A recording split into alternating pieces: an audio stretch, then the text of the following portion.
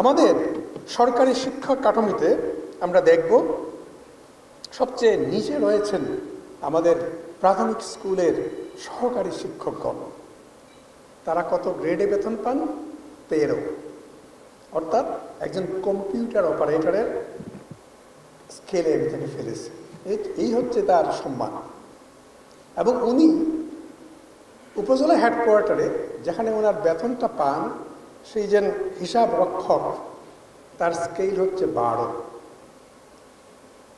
তাকে স্যার ডাকার মতো অবস্থা। এই হচ্ছে কি আমাদের অবস্থা। যদি আমি সর্বোচ্চ অবস্থা চিন্তা করি, আমি বিশ্ববিদ্যালয়কে বাদ দিই, অটোনমাস বডি, কিন্তু আমাদের সরকারি কলেজগুলো, সেইখানে একজন অধ্যাপক, তার স্কেল কত?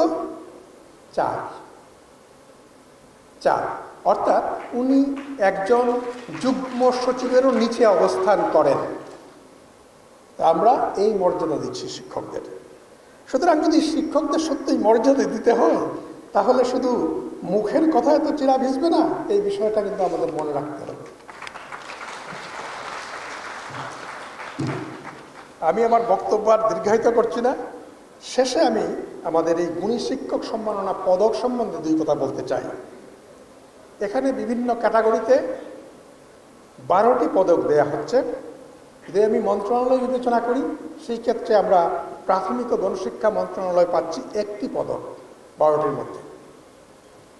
আমি ব্যান বেইজের 2024 সনের পরিসংখ্যানকে কম্পাইল করে যেটা দেখেছি, সেটা হচ্ছে আমাদের প্রাথমিক বিদ্যালয়ের শিক্ষক সংখ্যা হচ্ছে 6,07,087 জন। আর প্রাথমিকের বাইরে সব শিক্ষক মিলে হচ্ছেন 6,40,730 জন। ফলে আমরা 6,07,087 জনের জন্য 1টি মাত্র পদক রেখেছি, আর 6,40,730 জনের জন্য রেখেছি 11টি পদক। সুতরাং আমি দাবি করব যে প্রাথমিক শিক্ষকদের জন্য অন্ততপক্ষে 2টি পদকের ব্যবস্থা করা হোক। একটি হচ্ছে প্রধান শিক্ষক এবং একটি হচ্ছে সহকারী শিক্ষক।